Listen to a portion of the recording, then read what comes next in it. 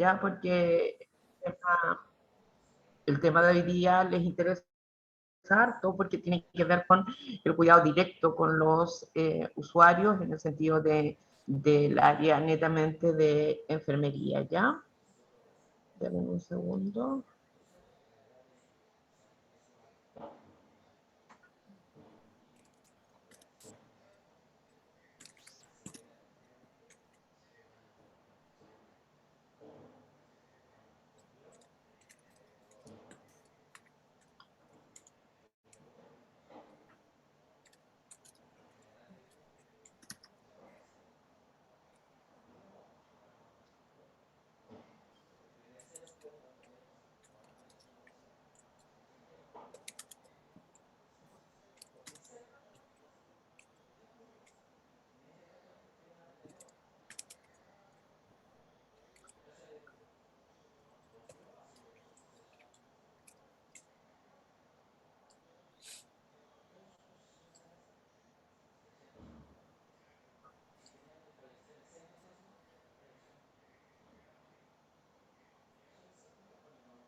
Vamos a ver.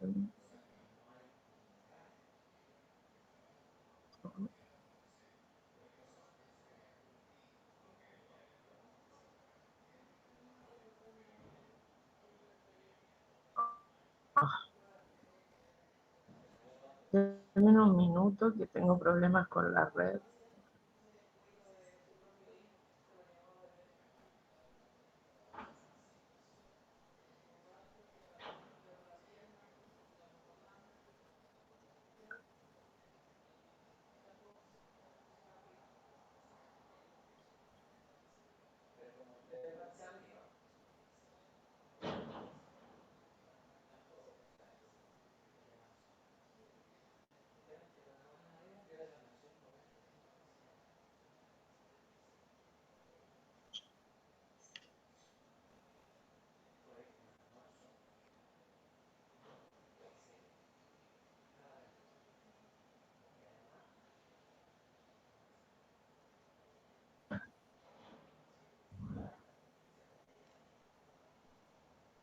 No sé por qué tengo esto.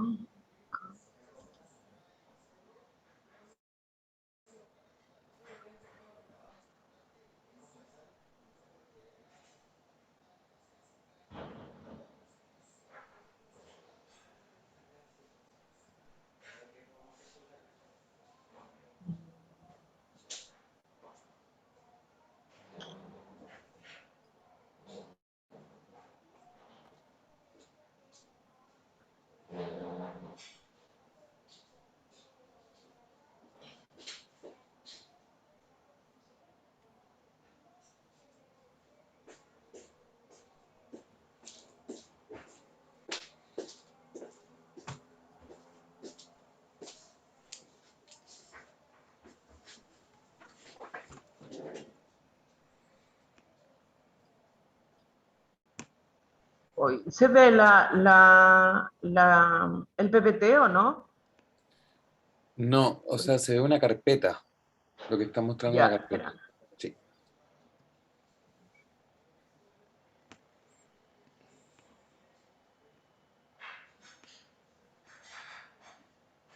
No sé si tengo que abrir el PPT o qué. Ya, así. ¿Ahora se ve? Sí, ahora sí se ve. Ya, súper.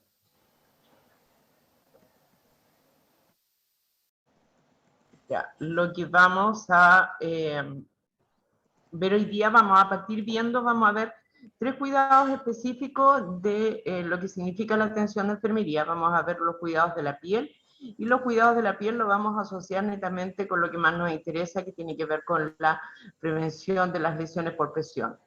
Y vamos a ver otro tema que también es importante, que dice relación con el control de signos vitales, y un tercer tema que dice relación con el manejo de sonda Foley permanencia, ¿ya? Lo primero de todo es acordarnos un poco, ¿cierto?, de lo que es la piel, ¿ya? Todos sabemos que la piel es una de la superficie de los órganos más grandes existentes, ya tiene una aproximación de superficie como aproximadamente 2 metros cuadrados, dependiendo de la talla del usuario, y corresponde aproximadamente al 15% del peso corporal. Y el grosor, dependiendo de la zona, va a ir entre 1 y 8 milímetros. Aquí está más resumido, ¿ya? Ahora, la piel tiene varias capas, ¿cierto? La epidermis, viniendo desde exterior a interior, la epidermis es la que nos tocamos, ¿cierto? La que nosotros llamamos piel, que es una capa delgada, ¿cierto? Que tiene muy pocos vasos sanguíneos y que tiene las terminaciones nerviosas. Y la función principal de la capa epidérmica tiene que ver con ser la primera barrera de protección. Ya la piel se renueva constantemente y cambia la piel más o menos cada 15, 30 días, una situación que es completamente imperceptible para nosotros, ¿cierto? Pero la piel se está renovando constantemente. La dermis, que es la capa siguiente, es una capa altamente vascularizada y es el principal soporte, está llena de fibroblastos, sintetiza elastina y colágeno. La dermis es la que nos da la tersura de la piel, la característica de la juventud, ¿cierto? Esto es el colágeno propiamente tal. Y la hipodermis es la que está por debajo y que corresponde al tejido adiposo. El tejido adiposo y el tejido conectivo de redes, y que es en el fondo quien amortigua, ¿cierto?, los impactos, ¿ya? Aquí hay que tener súper claro dos cosas importantes en esta descripción de la piel, que esta zona de la dermis, ¿cierto?, que es la zona vascularizada, rica en colágeno y elastina, es la que se va perdiendo en la medida que vamos envejeciendo, ¿cierto? Por eso no aparecen las arrugas, por eso la piel pierde su tersura, su elasticidad, que es característico de la juventud. Ahora, la piel, fuera de ser un gran órgano protector, ya nos mantiene, ¿cierto?, con un entorno netamente homeostático y estable, previene la pérdida excesiva de líquido, por ejemplo, en el caso de los pacientes quemados, nos protege contra el frío, contra el calor, contra los impactos, la fricción, las pérdidas de agua. La piel tiende a retener agua cuando estamos en una situación, ¿cierto?, en que no tenemos tanta hidratación, es una capa que nos permite y nos protege, por ejemplo, del frío. La piel produce una especie de sebo, ya con un pH súper ácido, que es lo que impide que se nos generen microorganismos, se nos desarrollen microorganismos en la piel. Y tiene un gran protector, que son los melanocitos, que son los que producen melanina, ¿ya? Y que son los que nos protegen del sol. Por eso cuando nos exponemos al sol, a los rayos ultravioleta, ya del sol, la epidermis cambia de tono, y eso es efecto netamente protector de la melanina, ¿ya? Y que hace que ese cambio de tono se pierda después, esa piel se pierde, ¿cierto? Se cambia. También participa en todo lo que tiene que ver con la termorregulación. Cuando tenemos frío, la piel vasocontrae, ¿ya? Y eso hace que perdamos menos calor. Por otro lado, también nos hace perder calor a través de la sudoración, y es un importante sintetizador de la vitamina D. Y nos da una de las cosas más importantes, el órgano que se ha definido como el más importante en lo que tiene que ver con relaciones sociales, porque en la piel radica toda nuestra sensibilidad al tacto, al dolor, al frío, al calor. Es la primera alarma que tiene el organismo. Ahora, cuando se envejece, cuando van pasando los años, ¿cierto?, hay una pérdida importante de colágeno y de elastina, y la piel se va adelgazando, se pierde esta capa dérmica de colágeno, van apareciendo las arrugas, entonces nos va a quedar en el fondo la hipodermis, y con una dermis muy chiquitita, y después viene el tejido subcutáneo. Hay un adelgazamiento, una atrofia, hay una disminución de los pequeños vasos, la piel se vuelve como si fuera una telita, ¿cierto? En el caso de los adultos mayores, por ejemplo, si uno les toca las manos, es como una telita, es como cuando uno saca la nata de la leche, ¿cierto? Es una telita muy, muy delgada, y eso hace que los adultos mayores pierdan la capacidad de defensa que tiene la piel, ¿ya? Y estén más propensos a traumas, ¿cierto? A hematomas, etc. Aquí tenemos el efecto, ¿cierto? La piel joven, que se caracteriza principalmente con una dermis con muchos vasos, ya hay una cantidad importantísima de colágeno, que es lo que le da la tersura, y eso es lo que se va perdiendo con los años, esta cantidad de colágeno. Por eso todas las cremas cosméticas, dentro de sus propagandas, hablan de una cantidad importante de colágeno, de toda una serie de insumos, ¿cierto? De productos que permitirían recuperar esta parte térmica, pero la cantidad de colágeno que se absorbe es muy mínima, y si nosotros pensamos que el colágeno es producido por los fibroblastos, que es una célula viva, ninguna crema puede contener una fibra viva y que nos traspasen los fibroblastos desde la epidermis hacia abajo, ¿cierto? Lo único que hacen las cremas cosméticas es hidratarnos, porque la piel sigue absorbiendo agua,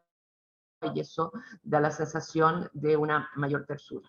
Ya una vez que se va perdiendo el colágeno, se pierde y es casi imposible recuperar. Cuando nosotros hablamos de los cuidados de la piel, de lo importante que tiene que ser el cuidado que mantengamos como equipo de enfermería en la piel de los usuarios, es para prevenir uno de los grandes dramas que tenemos, y que tiene que ver con las lesiones por presión. ¿Ya? Las lesiones por presión es la principal injuria que se puede dar en la piel del usuario, y lo importante de esto es que las lesiones por presión se pueden prevenir. Ya se pueden prevenir, no es parte del envejecimiento, no es parte del reposo prolongado, no es parte de la condición de vejez. Ya las actividades están definidas, vamos a ver algunas, porque este es uno de los principales dramas en el momento en que el paciente inicia una lesión por presiones, sea una puerta de entrada para infecciones, ya, y el paciente tranquilamente a través de una lesión por presión puede terminar muriéndose, falleciendo por una sepsis generalizada. La piel requiere múltiples cuidados, así como en la época, ¿cierto?, de la juventud, de la adultez. La gente cuida su piel, sobre todo las mujeres, cremas de hidratación, etc. El principal cuidado de la piel viene desde la alimentación del individuo y la cantidad de agua que ingiera. ¿Ya? Yo me puedo poner miles de crema todos los días, pero si tomo muy poca agua, la piel igual va a ir perdiendo hidratación, y se va a ver mucho más reseca, y se va a ver mucho más arrugada en el fondo. ¿Ya? Si ustedes se fijan aquí en la foto de la Gabriela Mistral, ya que aquí en esta foto tiene que haber tenido ya más de 65 años, alrededor de 70 lo más probable, ya si ustedes se fijan en su cuello, la pérdida de colágeno hace que se produzca esta especie, cierto, de piel de elefante, donde aquí lo único que hay es pérdida de colágeno, y esa pérdida de colágeno no se puede recuperar. Y esa pérdida de colágeno es la que hace que los adultos mayores sean mucho más susceptibles a desarrollar lesiones por presión, que se pueden desarrollar a cualquier edad, pero en el caso de los adultos mayores, ellos son mucho más propensos a desarrollar. Cuando hablamos de lesiones por presión, ¿cierto? Hablamos de lesiones que se producen en un área de la piel y que se pueden profundizar y que se presentan como efecto de un trauma o de un daño localizado, una presión localizada. ya es una lesión cutánea que está causada principalmente por una alteración del aporte sanguíneo en la zona y normalmente es causada por presión, rotura o fricción. Si nosotros vemos acá, este es el sacro y el coxis, ya que es la principal zona donde se producen las lesiones por presión. La compresión mantenida de los huesos de las vértebras, ¿cierto?, contra la cama, ya impiden que haya una circulación fluida. ¿Se fijan? Que hay una circulación fluida y eso produce una isquemia, que es decir, que no llegue sangre oxigenada hacia los tejidos y termina produciéndose la lesión por presión. Ahora, las lesiones por presión se pueden producir por distintos mecanismos. La más común es la presión, ¿cierto? El estar en la misma posición en la cama o sentado por un tiempo prolongado. Ya, ahora, también hay que considerar que el adulto mayor tiene que tener ciertos factores de riesgo como para desarrollarlo. Hay pacientes que desarrollan lesiones por presión rápidamente y otros no. Lo otro es la cizalla, ¿cierto? Cuando, por ejemplo, subimos al paciente, ya el paciente se ha ido desplazando hacia los pies de la cama y lo subimos, lo arrastramos, ¿cierto? Lo arrastramos lo arrastramos por la superficie de la cama y eso hace una cizalla, ¿cierto? Y eso también produce una rotura de la piel. Y lo otro es por la fricción, ¿cierto? Siempre se nos ha dicho que una de las condiciones óptimas para el paciente cuando le hacemos un baño en cama tiene que ver con friccionarlo, ¿cierto? Friccionarlo para activar la circulación. Cuando lo friccionamos, lo que hacemos, ¿cierto? Es el epidermis, ya movemos este epidermis para allá y para acá, solamente la movemos y eso hace que se friccione la dermis contra el hueso y estamos también generando un factor de riesgo de que se produzca una lesión por presión. Y lo otro tiene que ver con los microclimas, ¿ya?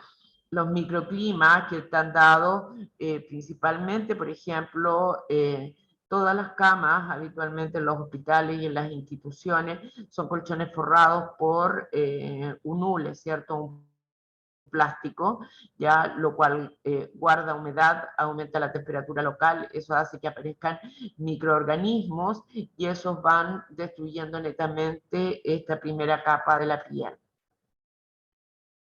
Las úlceras por presión, un 80% se producen en la zona sacra y en los talones del paciente, que son las zonas de mayor prominencia ósea, ¿ya?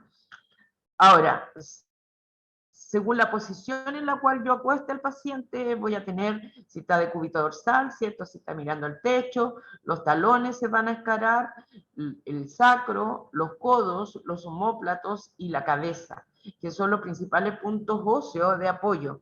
Si está de cúbito lateral, ya van a ser los malleolos, los tobillos, ¿cierto? Los cóndilos, la rodilla, los trocánter, la cadera, ya las costillas, la parrilla costal y la oreja, ¿ya? Y si está de boca, ¿cierto? Si está acostado de guatita, los dedos de los pies, las rodillas, ¿cierto?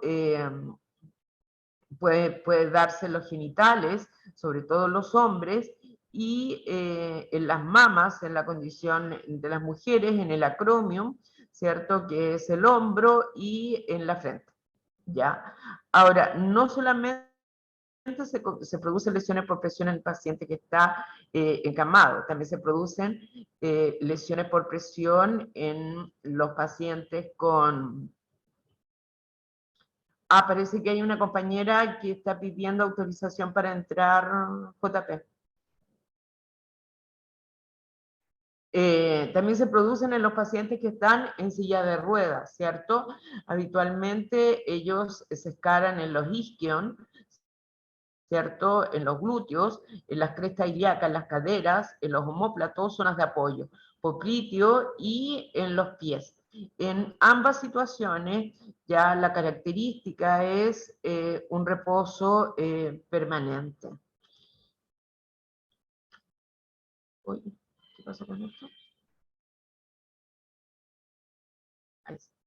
Ahora, dentro de los cuidados preventivos, ya el principal cuidado preventivo tiene que ver con la aplicación de escalas, ¿cierto? La escala de Norton, que es una escala simple, ya, y si no tengo escalas definidas en el centro, lo más importante tiene que ver con la valoración que yo haga de este adulto mayor, ya, tanto cuando lo ingreso, cuando lo evalúo día a día. ¿Ya? Y esta valoración tiene que ver con evaluar la calidad de la piel principalmente en todas las zonas de apoyo. Lo otro importante tiene que ver con la nutrición y con la higiene, que ya la próxima semana tenemos una capacitación sobre alimentación en los adultos mayores, porque tiene que ser una alimentación que promueva la reformación de colágeno, de tejido conectivo y evitar la desnutrición o la pérdida muscular o la pérdida de grasa de este adulto mayor. También se pueden utilizar dispositivos de descarga que vamos a ver y los cuidados de la piel y movimientos posturales. Ya no estamos hablando de cambios de posición. Ya se ha visto que los cambios de posición lo único que hacen es que el paciente, cuando yo lo paso del decúbito dorsal al decúbito lateral, le cambio los riesgos del decúbito dorsal al lateral. Cuando hablamos, cuando hablamos de cambios de posición versus movimientos corporales, ¿cierto? La capacitación anterior vimos cómo se cambiaban los pacientes de posición, ya cuando yo cambio de posición al paciente, si lo desplazo, como les explicaba, desde hacia la cabecera, voy a producir una rotura dérmica por la fricción y la cizalla, ¿ya? Son movimientos posturales, es decir, yo tengo que ser capaz no de levantar al paciente, pero sí movilizarlo sin generar ya movimiento de cizalla o de fricción. ¿Cómo era eso? Si el paciente se desplazó hacia los pies de la cama, yo tengo que levantarlo con una sabanilla y subirlo, ¿ya? Pero no lo puedo arrastrar hacia arriba, ¿ya? No lo puedo arrastrar hacia arriba porque estoy generando fricción y estoy generando netamente una rotura de la epidermis. Lo mismo en los pacientes cuando están en sillas de ruedas. Los pacientes tienen que tener cambios posturales en la silla cada 1 o cada 2 horas, ¿cierto? Que aquí en silla de ruedas los cambios posturales van orientados a que se apoye en un isquion, que se apoye en el otro isquion, ya, y para poder liberar la presión mantenida. Ahora están completamente prohibidos actualmente los masajes y la frotación cutánea en los adultos mayores, sobre todo cuando están postrados en cama, porque cuando yo hago masaje, lo único que estoy haciendo es que comprimo el músculo contra el hueso y eso hace que sea mucho más susceptible de desarrollar una lesión. Y peor todavía cuando le hago un movimiento de frotación, porque lo único que estoy haciendo es que muevo la epidermis, sobre todo si el adulto mayor ya tiene una pérdida importante de tejido conectivo, muevo la dermis sobre el hueso, lo cual genero pérdida celular, rotura de vaso, etc. ¿Ya? En general, la masoterapia es, que está definida para los adultos mayores que están postrados en cama, son movimientos pasivos, ¿cierto? Contracción y relajación del músculo definido, que es en el fondo la masoterapia pasiva que hacen los kinesiólogos.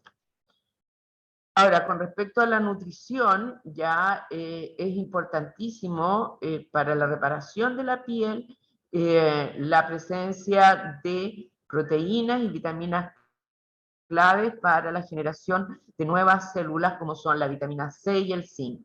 ya las proteínas, que son las precursoras del colágeno y elastina, y por otro lado, la higiene de la piel, sobre todo si el paciente tiene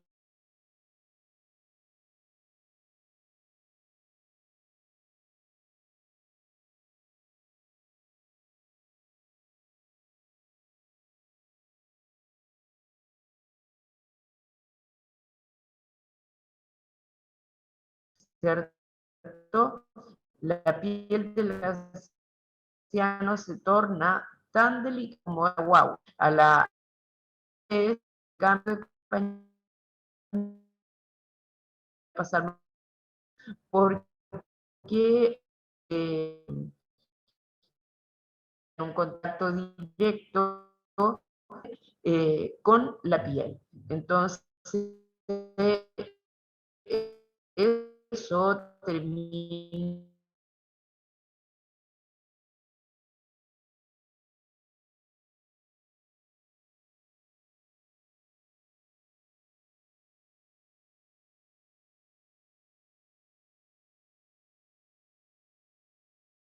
sentado sobre una capa de alguna tela que está impregnada en orina.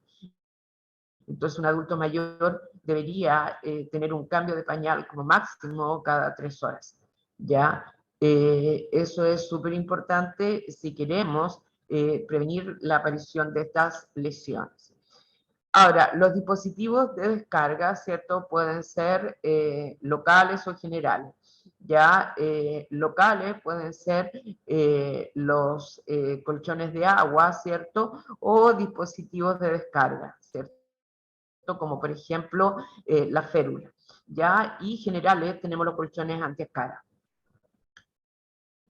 Ahora, dentro de las soluciones ya existen también productos que podemos usar en la piel que son humectantes y que son hidratantes, pero no son las cremas que habitualmente nosotros le hemos ido administrando a los adultos mayores en su piel por año, aceite emulsionado, la cremita, etcétera. ¿Ya? Actualmente existen soluciones humectantes que están hidratantes, que están hechas a base de ácidos grasos. Por ejemplo, la linovera. La linovera es un ácido graso, ¿cierto? Hiperoxigenado, que permite la regeneración y la protección de la zona. Y dentro de los dispositivos de descarga, ¿cierto? Yo les mostraba la férula o los apósitos que también se utilizan, ¿cierto? Ahora, todos estos insumos, estas cremas, el Bepantol, el emulsionado, la vaselina, la glicerina, etcétera, no tienen absorción hacia la piel. Ya la linovera sí se absorbe y fuera de ser protectora, ya permite la regeneración rápida. Ahora, el Bepantol, la vaselina y la glicerina lo que hacen es generar una capa lipídica, ¿cierto?, de grasa y que va a proteger en parte la piel para que no esté en contacto directo con la orina. Pero ese efecto es muy, muy leve y cuando yo cambio al paciente de pañal, tengo que sacarle toda esa capa que ya le dejó la vaselina, la glicerina, etc. ¿Ya? Y eso significa que el aseo genital tenga que ser con agua tibia y con algún producto para poder sacar esta capa grasa.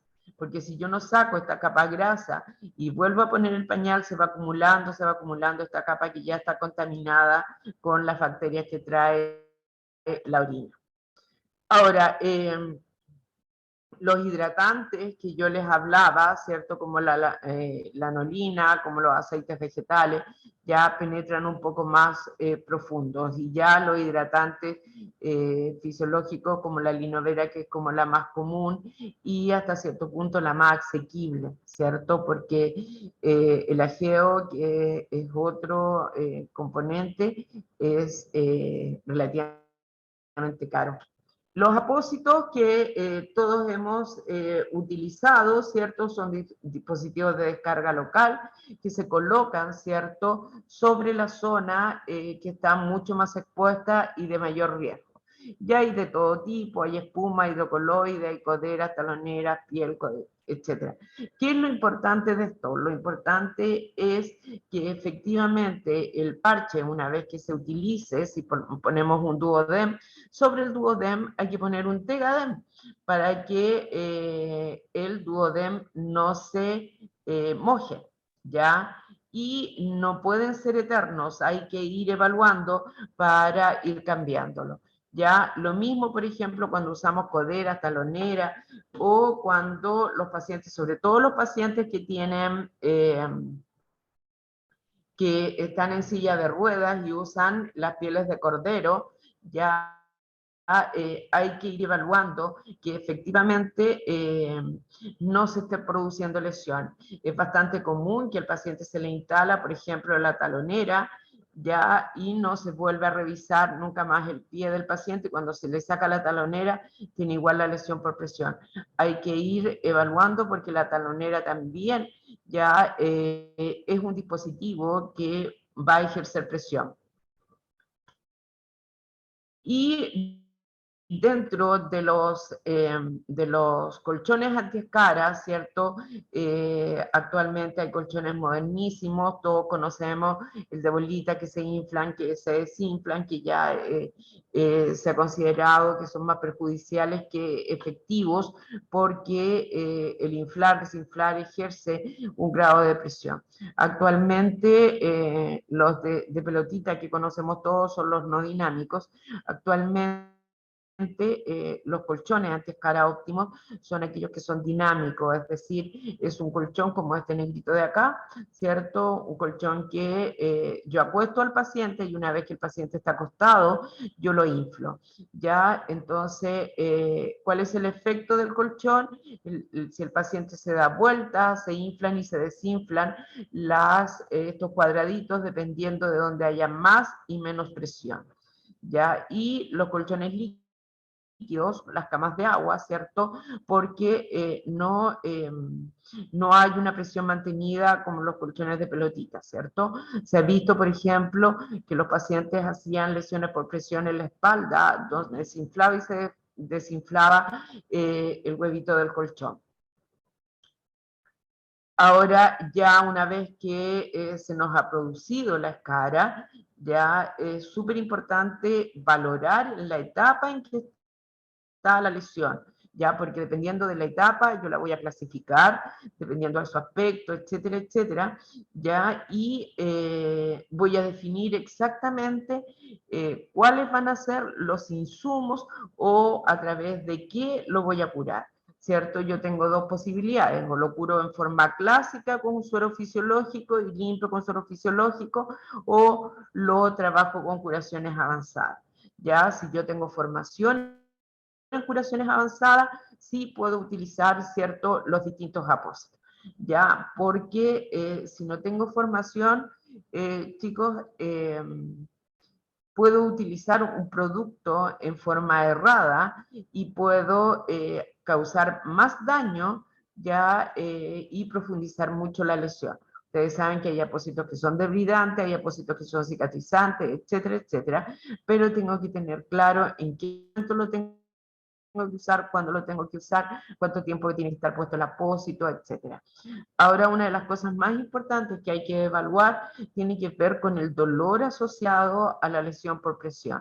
Si la lesión ya se produjo, ya la etapa más dolorosa de la curación de una lesión por presión es cuando está en periodo cicatrizal, ¿cierto? Si la lesión por presión está infectada y puede haber hasta tejido necrótico, esa placa verde o negra que podemos ver, eso es tejido muerto, inerte, que no tiene ningún tipo de sensibilidad.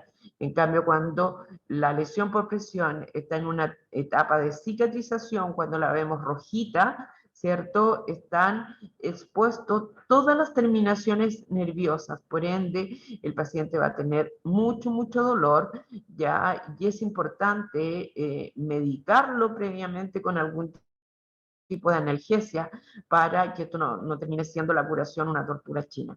Ahora, es importante, ¿cierto?, el asegurarse que el paciente se esté nutriendo bien, que el paciente esté en buenas condiciones, etcétera, porque o si no, esto va a seguir aumentando, no sacamos nada con tener una súper buena técnica de curación si el paciente no se está alimentando, no está nutriendo, no se está nutriendo porque no van a haber ni proteínas, ¿cierto? Ni vitaminas para poder regenerar esa zona, ¿ya? Ahora, hay hartos factores de riesgo, ¿cierto? El principal tiene que ver con la edad, por la pérdida de colágeno y tejido conectivo. Lo otro tiene que ver con el grado de conciencia. Los pacientes que tienen algún tipo de demencia en general, cuesta mucho movilizarlos. Los pacientes se resisten a la movilización, se resisten a mantener los cambios de postura, etc. Y otro factor de riesgo importante tiene que ver con la desnutrición o malnutrición del paciente, la deshidratación, pacientes que quizás han llegado al ELIAM después de estar un tiempo prolongado en reposo en su casa, pacientes que los recibimos con una movilidad ya muy reducida, los pacientes diabéticos, por ejemplo, que tienen sensibilidad reducida o pacientes que ya están en una condición de terminalidad. También es importante saber que todos aquellos pacientes que tienen algún tipo de vasculopatía, como las varices, como las úlceras arteriales, etcétera, son de riesgo. Y el principal riesgo para desarrollar una lesión por presión tiene que ver con la incontinencia. ¿Ya? También hay que considerar la medicación del paciente, ya, porque, por ejemplo, si el paciente está con diurético, voy a tener que quizás aumentar la frecuencia del cambio de pañal. Y por otro lado, dentro de lo extrínseco tenemos la presión que se puede ejercer, que ejerce la cama contra el cuerpo del paciente y las técnicas que utilicemos para movilizarlo, como la fricción, el cizallamiento, etc. Ahora, dentro de los factores agravantes en una lesión por presión, aquí vemos distintos tipos de lesiones por presión. Vamos a tener la extensión de la herida. Si el paciente es diabético y está descompensado, vamos a tener un retraso de la cicatrización, formación de queloides, ¿cierto?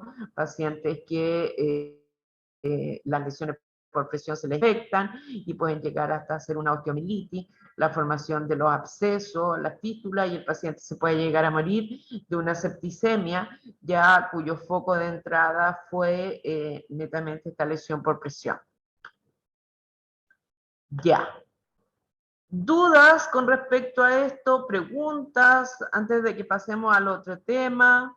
Ya, experiencias vividas, ya que les ha pasado, cómo manejan esto dentro de los distintos ELIAM.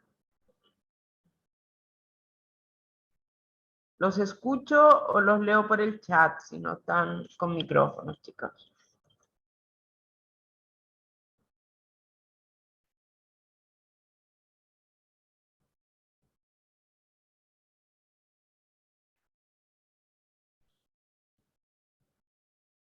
¿No? Después, si hay interés, digamos, después de este ciclo de charlas, podemos acordar, ¿cierto?, a través de la red del IAM, si quieren algún tema en específico. El tema de las lesiones por presión es un tema profundo, importante, y podemos realizar una capacitación solamente de lesiones por presión si es que ustedes lo requieren. Eso es lo importante, que nos hagan saber los requerimientos de educación a través de Juan Pablo, ¿cierto? Por la red de LIAN, ¿ya? Vamos a ver lo otro.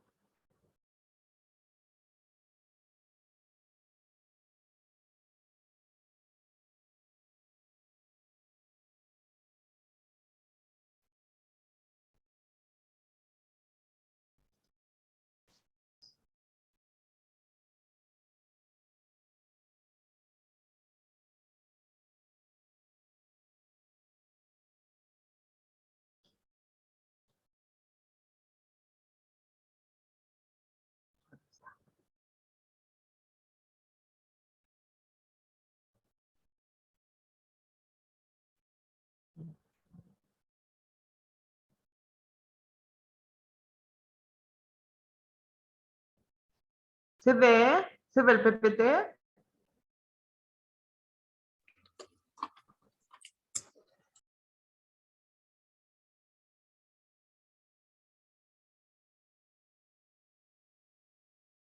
Ah, ya, se ve. Súper. Ya. Este otro tema tiene que ver con el control de signos vitales, ¿cierto? Este control de signos vitales que de repente es sumamente habitual, ¿ya? Y tenemos que pensar que los adultos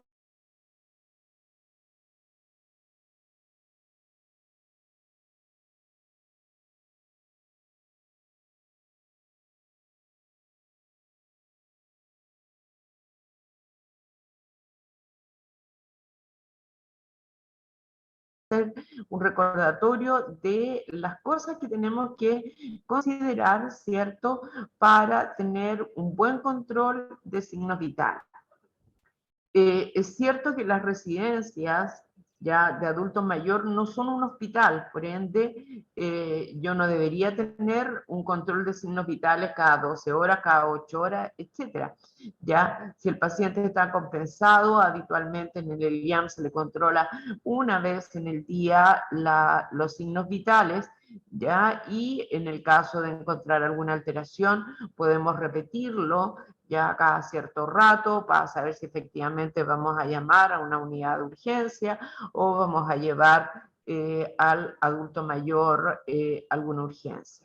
Ya, esto principalmente considerando los pacientes hipertensos que pueden haber, que son los que más varían, y los pacientes que tengan alguna enfermedad cardiológica, o sean usuarios de marcapaso, o sean pacientes que tengan dentro de sus antecedentes algún tipo de arritmia.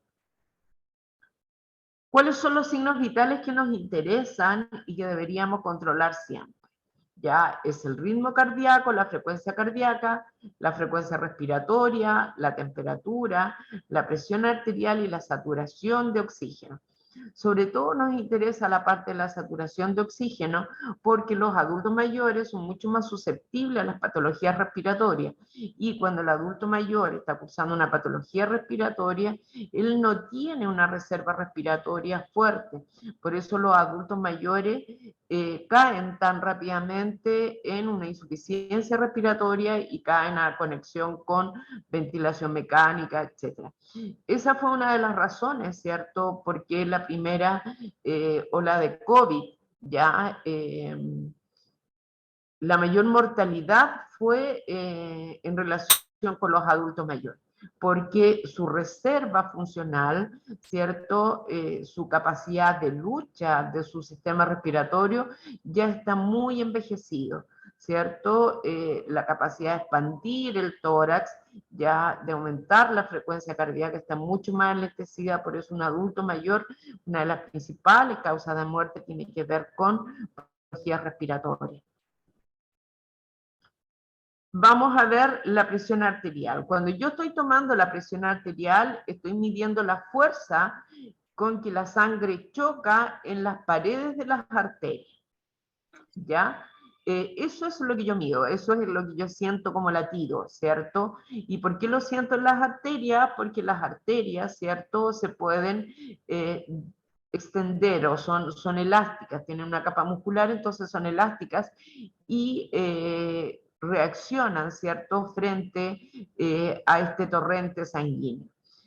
La presión arterial, ¿cierto?, consta de dos variantes, uno que es la sistólica y otra que es la diastólica, ¿ya?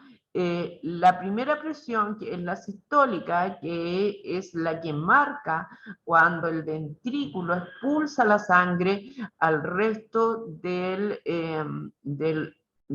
organismo, ¿ya? Y la segunda, o la diastólica, es cuando ya el corazón está en reposo entre latido y latido. El rango normal en adultos, ¿cierto? Yo me espero en un paciente que no tenga hipertensión, una presión normal entre 120 y 80. en la medida que vamos envejeciendo, esta presión va a tender a ir aumentando ya por envejecimiento, pero nunca va a llegar a ser mayor a 140/90. Ahora, ¿con qué presión me tengo que preocupar? Me tengo que preocupar si el paciente tiene una presión menor a 90/60.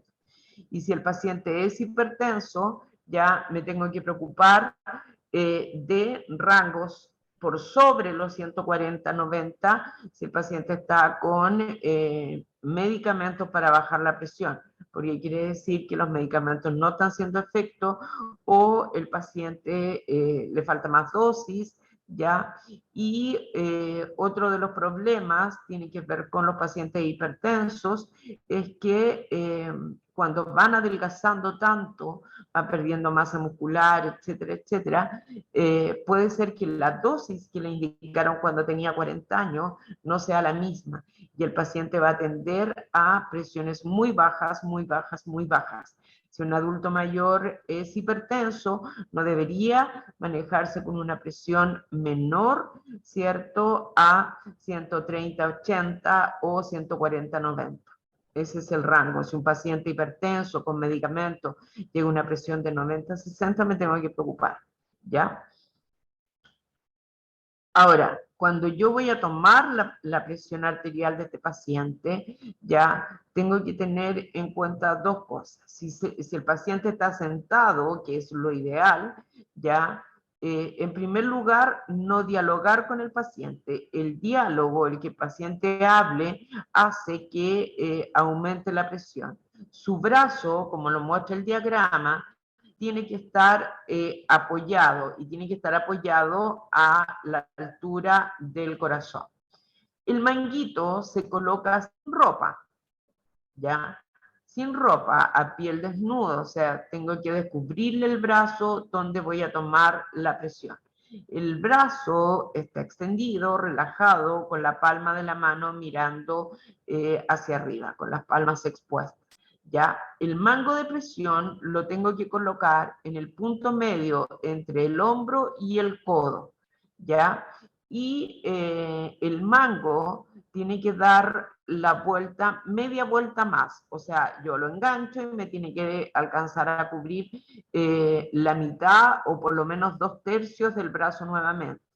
Ahora aquí hay que tener bien claro que el mango, el tamaño del mango es dependiente del grosor del brazo, no de la edad, ¿ya? Porque yo puedo tener un adulto mayor de 70 años y que tenga un brazo delgadito, delgadito, como por ejemplo un niño de 11, 12 años. Entonces yo tengo que tener ya disponibles mangos de todos los tamaños, o puedo tener un paciente muy obeso, ya en que voy a requerir un mango extra large. Entonces yo debo tener mangos desde el pequeño, ¿cierto?, que es como para un escolar, hasta el extra large, que es para un paciente obeso. Si el paciente está sentado, tiene que tener los pies apoyados. No puede tener las piernas cruzadas. Tiene que haber vaciado su vejiga antes y no tener ganas de ir al baño, y tiene que tener apoyada completamente la espalda recta en la silla. ¿Ya? En los adultos mayores de repente cuesta que apoyen completamente la espalda, pero hay que tratar de enderezarlo lo más posible, ¿ya? ¿Cuándo es ideal tomar la presión? Si el paciente está en condiciones estables, no hay ningún problema, yo bien la puedo tomar en la mañana, bien la puedo tomar durante el día, etc. Cuando no debo tomar la presión y me va a salir un valor falseado, habitualmente cuando el paciente acaba de almorzar o viene recién de que el kinesiólogo le ha hecho terapia o lo ha hecho caminar. Ya, yo tengo que tener por lo menos unos 5 minutos en que el adulto mayor esté sentado en la silla y esté reposado. La frecuencia cardíaca, ¿cierto?, mide la velocidad con la cual se contrae, ¿ya? ¿Cómo se contrae? ¿Qué es lo que yo voy a mirar en este latido cardíaco? ¿cierto? Lo voy a contar, voy a ver la frecuencia que tiene, que habitualmente en reposo debería ser entre 60 y 100 latidos por minuto, si el paciente no toma ningún tipo de medicamento, ya para el corazón. Hay medicamentos para el corazón que lentecen la frecuencia, ya, tengo que fijarme en eso para poder evaluar. Ya la frecuencia cardíaca depende de la edad del paciente, depende si ha hecho ejercicio, de los medicamentos, como le contaba, del peso, si está sentado o si está de pie. Ahora, ¿dónde voy a tomar el pulso? Habitualmente lo tomamos en las manos, ¿cierto? En las muñecas, ya en las arterias radiales. Ya colocamos la mano mirando hacia arriba, la palma hacia arriba, ya relajado el brazo sobre una superficie y relajado. Y con mis dos dedos, ¿cierto? Con el índice y con el medio, ya voy a presionar suavemente la arteria hasta sentir el pulso. Una vez que ya siento el pulso, lo tengo identificado, ya tengo que contar las pulsaciones por 30 segundos, ya, y lo multiplico por 2. Ya no se aconseja contar en 15 y multiplicar por 4. No, se aconseja durante 30 segundos y duplicar el valor. Ahora, si en estos 30 segundos yo me doy cuenta que efectivamente este latido cardíaco es dispar, es arrítmico, ¿cierto? De repente se acelera, de repente se lentece, tengo que hacer el control de pulso durante 1 minuto completo, porque si no me va a salir falseado. Puedo tomar ya pulso desde el pulso temporal, ¿cierto? Que es acá en la sien, la carótida, ya el braquial, que está acá en el brazo, ya el radial, que es el que habitualmente tomamos en la muñeca, el femoral, que está acá en la ingle, el popliteo, que está debajo de la rodilla, el tibial posterior, que está detrás del tobillo, y en el ápex cardíaco, que es acá en el tórax, ¿ya? Donde yo lo controlo acá en el monito, que está efectivamente cómo se toma el pulso en las distintas zonas. Sí tengo que considerar ya que la medida que la arteria se va alejando del corazón, por ejemplo acá en los pies, puedo sentir un pulso un poco más débil. Paciente diabético. ¿Ya? Las zonas más recomendadas tienen que ver con el pulso radial, el femoral y el carotídeo. ¿Ya? Se fue. La frecuencia respiratoria ya tiene que ver con contar la cantidad de ventilaciones que tiene el usuario. Estas ventilaciones, ¿cierto? Ustedes saben que la frecuencia respiratoria está compuesta de dos partes, una inhalación y una exhalación. Ese es el ciclo respiratorio. Entonces, yo voy a contar una sola de esas frecuencias, pues si no, estoy contando falseado. Yo cuento ciclos respiratorios. Entonces, hay que considerar varios factores que pueden influir. Por ejemplo, el ejercicio, que venga recién de caminar, la frecuencia respiratoria va a estar aumentada. Si el paciente está con un cuadro respiratorio, un resfrío, una bronquitis, lo más probable es que esté con una frecuencia respiratoria aumentada. Si el paciente está con la nariz obstruida o tiene un cuadro de obstrucción, también la frecuencia va a estar aumentada o disminuida. Es importante saber que cualquier cambio en el ciclo ventilatorio, en la respiración, puede ser un signo de que el paciente está con una complicación respiratoria, ¿ya? Ahora, ¿cómo voy a tomar yo la ventilación? ¿Ya? Yo necesito que el paciente esté lo más relajado posible. En el momento en que yo le pongo una mano sobre el pecho para contabilizar, ¿cierto? Las veces que el tórax sube y baja, ya inmediatamente estoy generando una sugestión emocional y el paciente o va a acelerar su respiración o la va a enlentecer. Entonces, lo más aconsejable es que yo le tome el brazo como si le estuviera controlando el pulso, pero en el fondo lo que estoy controlando es la ventilación del paciente.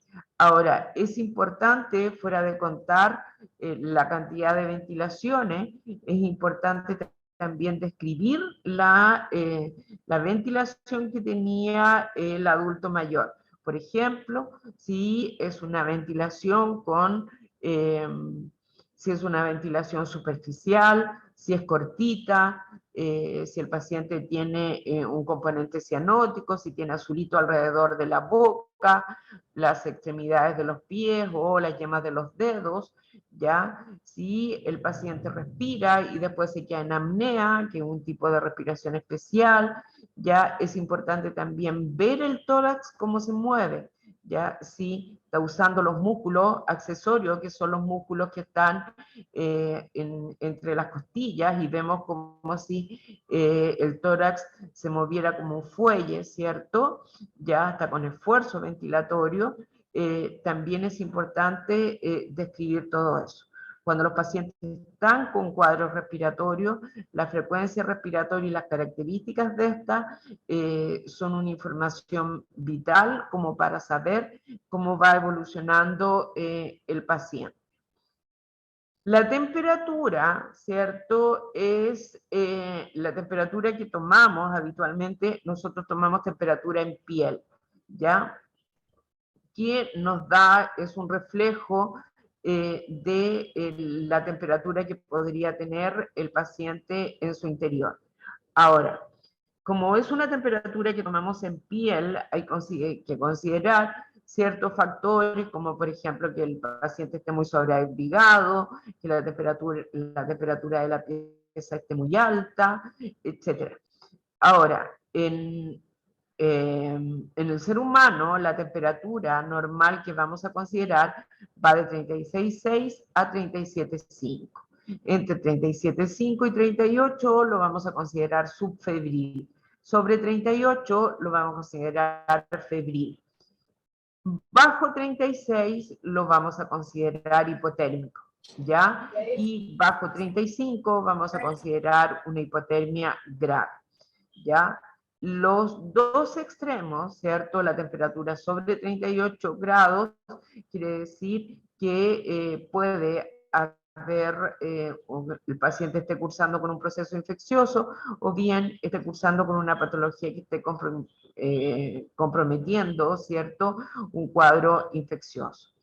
Ahora, la hipotermia es bastante común en los adultos mayores. ¿Por qué razón? Porque en la medida que envejecemos, el centro regulador de temperatura se va perdiendo. Por eso los adultos mayores, invierno y verano, andan con chaleco, ¿ya? Y hay que tenerla muy en cuenta porque la hipotermia es fatal en el caso de los adultos mayores.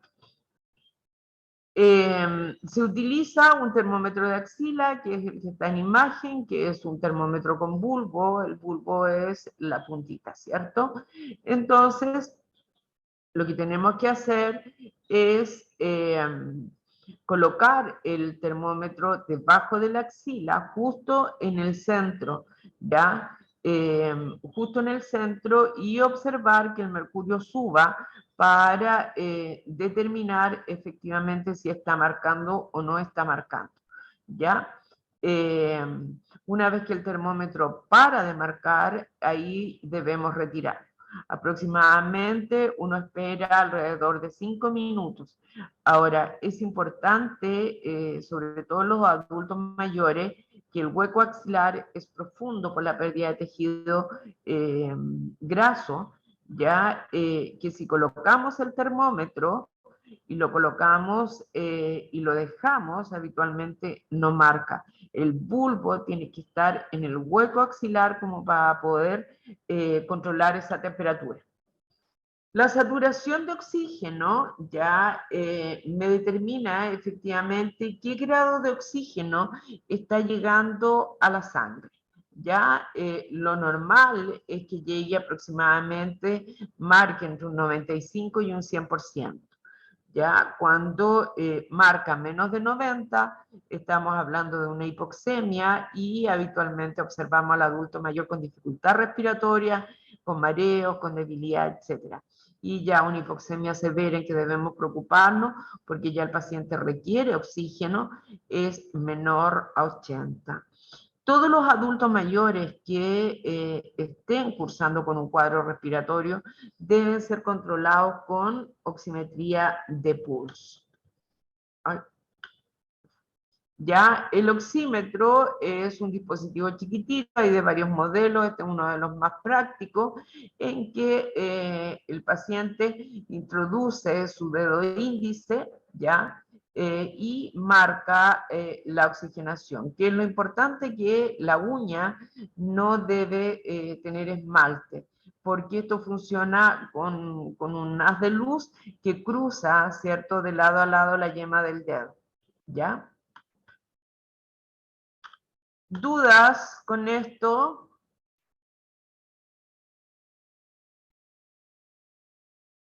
¿No?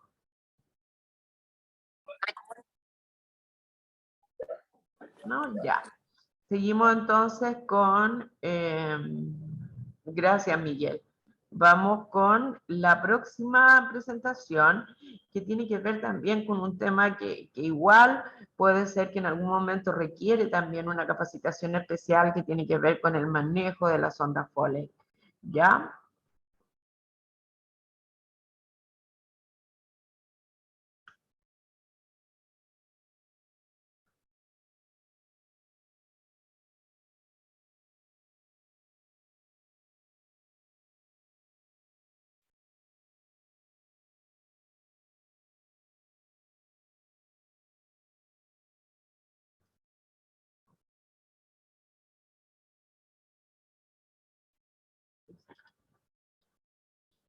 Vamos a compartir.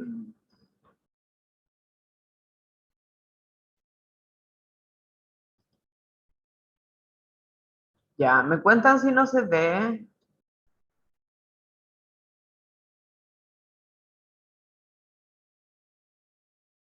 ¿Se ve bien?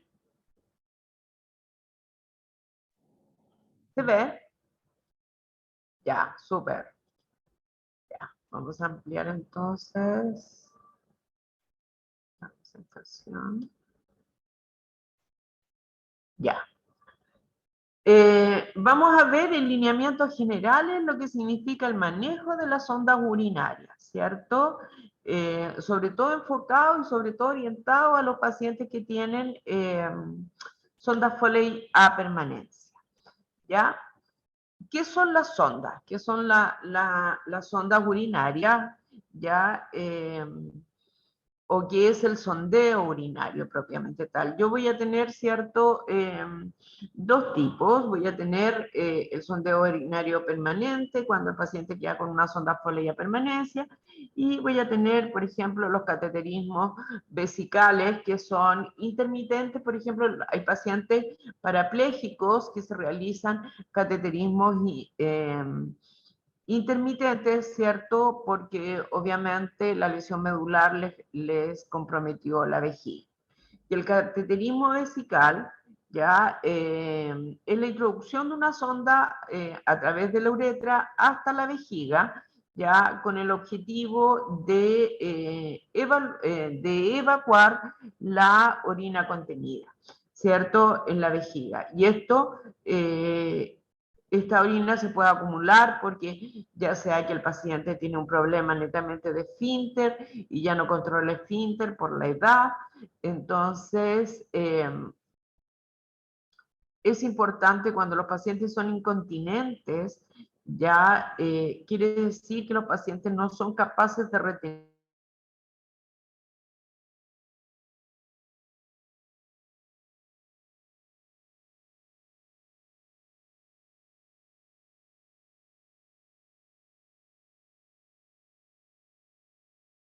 pacientes pueden quedar con una sonda Foley o bien quedar con pañales. Antes se tendía a utilizar harto la sonda Foley en los pacientes que eran incontinentes, ya, pero a medida que las investigaciones fueron avanzando más, se empezó a plantear que efectivamente la sonda Foley ni los cateterismos eran tan inocuos como se planteaban en un comienzo, ya que la sonda Foley era una puerta de entrada para las infecciones ¿No me va urinarias a esperar? y que eso ponía mucho más Pero si te voy a los acompañar. pacientes. No, no Ahora, voy a irme ¿cuáles sola son para las allá porque no me gusta irme indicaciones sola. de los cateterismos o la presencia de sonda Foley? Tiene que ver con pacientes que retienen en forma aguda la orina. Por ejemplo, los pacientes que tienen adenomas de próstata, inflamaciones de próstata y que de repente de la noche a la mañana dejaron de orinar y acumulan la orina. Eso es una retención aguda de orina en que hay que sondearlo de todas maneras para poder extraer esa orina. Si yo requiero, por ejemplo, de medir la diuresis, saber cuánto está orinando ese paciente, va a quedar con una sonda Foley. En algunos procedimientos quirúrgicos, pacientes que necesitan mantenerse con un reposo prolongado, por ejemplo, los politraumatizados, ya, y a veces ya también se les indica en los pacientes que están en una etapa terminal de la vida, principalmente para no tener que estarlos mudando a cada rato, ¿ya? Y cuando la incontinencia urinaria, ¿cierto? O, por ejemplo, si el paciente tiene una escara grande, grado 3, grado 4 en la zona sacra o en la zona genital, pueden indicarse una sonda Foley para facilitar la cicatrización de esa lesión por presión. Ahora, cuando la sonda Foley es permanente, ya se va a utilizar, cuando el sondeo es permanente, se utiliza una sonda Foley, ¿cierto? Que todos la conocemos, que es un tubo siliconado, flexible, ya, y que en el extremo tiene un globo que se infla y que es el que va al interior de la vejiga y que tiene dos canales interiores, uno para inflar el globo y el otro por donde drena la orina. ¿Ya? Para los cateterismos temporales se usa una sonda flexible, ¿cierto? Que obviamente no tiene globo de fijación porque no la voy a dejar ahí permanente, simplemente se utiliza, se vacía la vejiga y ese catéter se retira. Ahora, ¿cuáles son las contraindicaciones que pueden haber para o realizar un cateterismo o instalar una sonda Foley? Tiene que ver con malformaciones, con atrofias del tracto urinario que van a impedir el paso de la sonda. Por ejemplo, que el paciente tenga un adenoma de próstata ya o tenga una prostatitis, que es la inflamación de la próstata, y yo le voy a instalar una sonda Foley o lo quiero cateterizar, ¿cierto? Me voy a encontrar con un tope. Si yo sigo insistiendo, puedo perforar la uretra, ¿ya? Y generar una falsa vía. También está contraindicado el uso de la sonda cuando hay una uretritis, cuando la uretra, ¿cierto? Que es el orificio por donde sale la orina, está con una infección, etcétera, etcétera. ¿Por qué razón? Porque voy a arrastrar gérmenes y puedo generar una bacteremia generalizada. Y cuando ha habido un trauma en la zona uretral. Ahora, ¿cuáles son los cuidados de enfermería cuando el paciente está con sonda, cuando se realiza un cateterismo? Principalmente tiene que ver con el lavado de manos, ya antes y después de manipular la sonda o la bolsa recolectora. ¿Ya? Siempre se tiene que estar valorando el sistema de drenaje, la permeabilidad de la sonda. Se debe realizar un aseo genital más o menos aproximadamente cada 3 o 4 horas, principalmente para prevenir ya el ascenso de gérmenes por la sonda hacia la vejiga.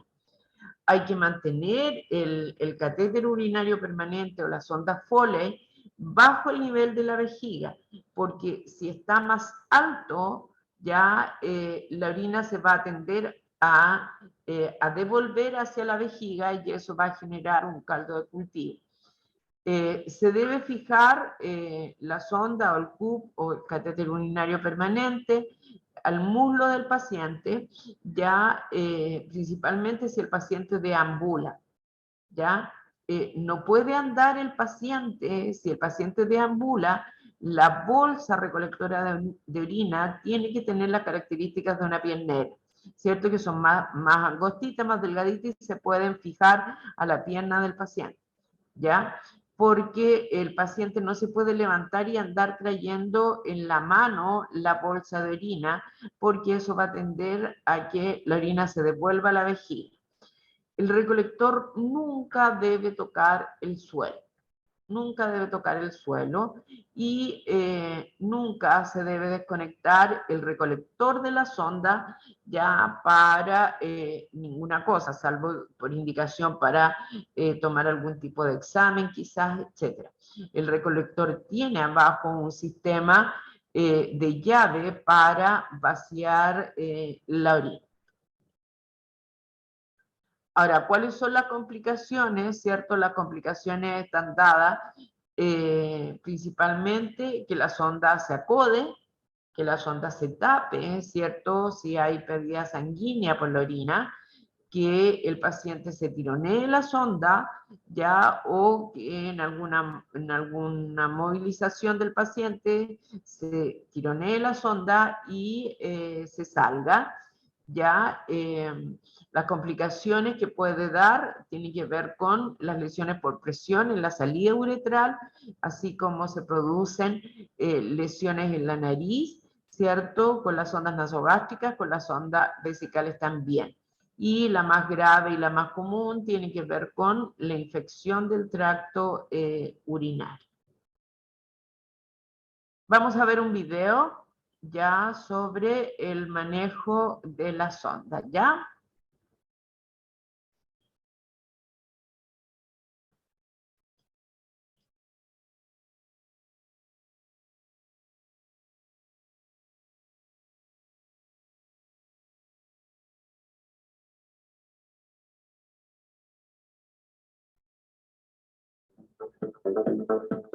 Con el sondaje vesical se recoge la orina en una bolsa que debemos cambiar y vaciar, evitando desconexiones innecesarias y manipulaciones que aumentan el riesgo de infecciones. El vaciado de la bolsa. Comenzamos informando a la persona de lo que vamos a hacer. Después, nos lavamos las manos para colocarnos los guantes. Pinzamos el tubo por encima de la bolsa de orina.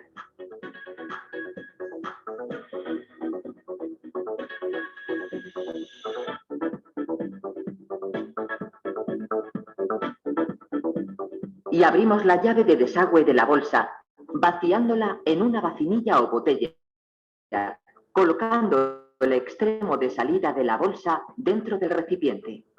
Cerramos la llave o grifo y limpiamos el tubo de salida.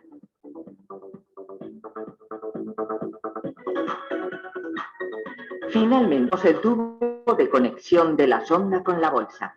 Antes de marcharnos, debemos asegurar que no hay dobles en el tubo que puedan producir obstrucciones. Nos despedimos y recogemos el material empleado. El cambio de la bolsa. Tras preparar el material, informamos del procedimiento y nos lavamos las manos para colocarnos los guantes. Colocamos un paño para aislar la zona. Y desinfectamos la conexión sonda-bolsa con una solución antiséptica.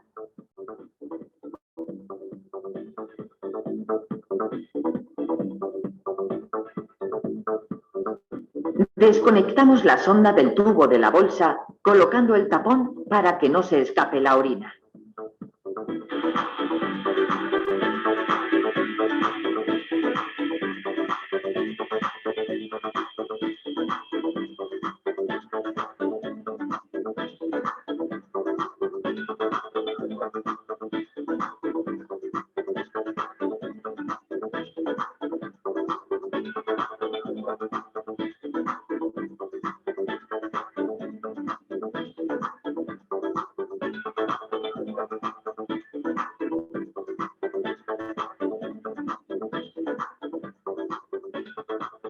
Debemos comprobar que la bolsa está por debajo del nivel de la vejiga para evitar reflujo de la orina y el riesgo de infección. Quitamos el tapón del tubo de la nueva bolsa y tras retirar el tapón de la sonda, colocaremos la nueva bolsa de orina. Finalmente, retiramos el paño, nos quitamos los guantes y nos lavamos las manos. Para cuidar mejor, recuerda estar atentos a cualquier signo de infección urinaria, orina con sedimento, pozos o arenillas, hematuria, sangre en la orina. En caso de que alguno de estos signos aparezcan, se debe comentar al médico. Estimular la ingesta de líquidos para favorecer la eliminación. Comprobar que funciona bien el sondaje. No se escapa la orina, se va llenando la bolsa, los tubos no están doblados. La frecuencia y la manera de hacer los cambios y vaciados de la bolsa deben estar indicados por el equipo sanitario. Realizar la higiene de la zona al menos 2 veces al día para evitar infecciones.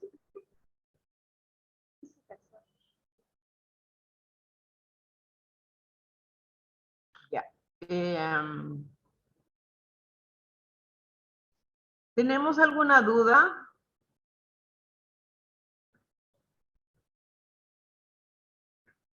Chicos, ¿alguna duda en alguno de los 3 temas? ¿Alguna pregunta? ¿Algo que no les haya quedado claro? ¿Algo que hayan vivido en algún momento y que no les llamó la atención? Dígame, Miguel, cuénteme. ¿Aló? Sí, dígame, lo escucho. Sí. Mire, tiene que ver con el tema de tomar la temperatura. En una LIAM, cuando usted hablaba de usar este dispositivo de mercurio, ¿ya? De colocárselo debajo del brazo, ¿cómo lo hago higiénicamente para trasladarlo de persona en persona? O sea, por ejemplo, si tengo un hogar, un adulto mayor, 20, y tengo que tomárselo, entre medio, ¿qué tengo que hacer en este proceso para no estar, ser portador de una posible infección o algo así a otro residente? Tengo que tener, Miguel, si tengo 20 residentes, tengo que tener 20 termómetros.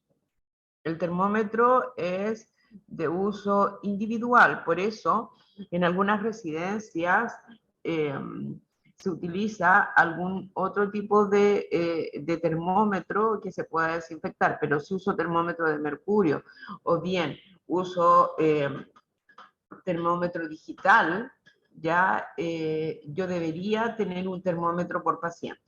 Ahora, si no es mi realidad y no tengo un termómetro por paciente, yo puedo, ¿cierto?, utilizar el termómetro y después limpiarlo y desinfectarlo con una solución de alcohol al 70.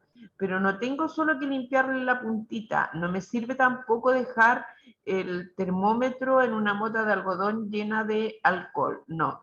Controlo temperatura, ¿cierto?, en un paciente, lo desinfecto completo el termómetro y lo puedo volver a utilizar en otro paciente.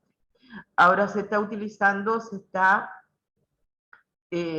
pregonando, ¿cierto? Y se recomienda la utilización de los termómetros digitales, sobre todo los adultos mayores, por el riesgo de que el termómetro de mercurio se rompa, ¿ya? Se utiliza eso, ¿ya? Pero si tienen un solo termómetro de mercurio y son 20 usuarios, utiliza el mismo, pero lo desinfecta entre paciente y paciente con alcohol al 70.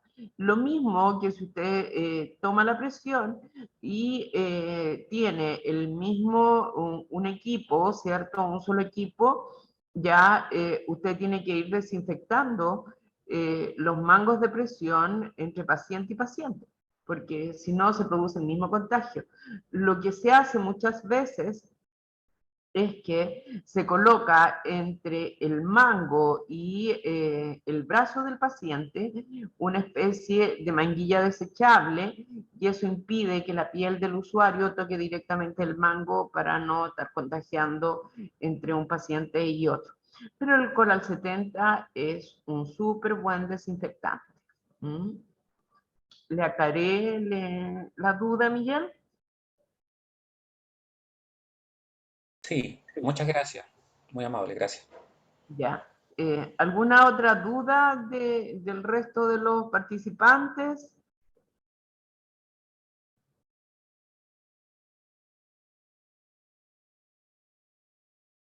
No, parece que no. Ya. Bueno, ya con esto cerramos, ¿cierto? Y darles las gracias a todos por haberse conectado, haber participado en esta capacitación. Darles las gracias, obviamente, a Red de Liam por darnos la oportunidad de ser parte, ¿cierto? De todo lo que significa su trabajo. Y les vuelvo a insistir, ya cualquier capacitación, tema que quieran profundizar, nuestro nexo de contacto es Red de Liam y ustedes la solicitan a través de Liam y la Escuela de Salud de la Universidad Gabriela Mistral no tiene ningún problema en organizarlo. Ya la idea es irlos apoyando de alguna manera, ¿cierto?, en su labor diaria. Así que darles las gracias porque se hayan conectado. Juan Pablo, ¿está por ahí? Sí, hola. Sí, ahora ya Hola. estoy en la tienda solidaria que tenemos. Más que nada agradecerte a ti, Macarena, por esta exposición y también a todos los hogares que asistieron. Nos veremos la próxima semana para la última sesión, ¿no? Sí, la próxima semana nos corresponde todo lo que tiene que ver con la alimentación de los adultos mayores. Principalmente vamos a ver no tanto lo que deberían comer, que es un lineamiento general, pero una cosa bastante práctica es cómo le doy de comer, cómo lo alimento, ¿ya? Cuáles son los principios básicos para una buena alimentación del adulto mayor, tanto en componente como en técnica. Cuénteme, Luciani. Luciani.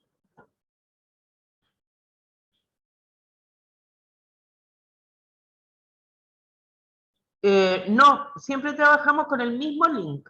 Todas las capacitaciones son con el mismo link. ¿Ya? Así que para que lo deje guardadito, es este el link que trabajamos. Se les va a enviar, ¿cierto? Disculpe, ¿creen capacitaciones logramos entrar con ese mismo link sin necesidad de preguntar si podemos entrar o van a enviar un link por cada capacitación?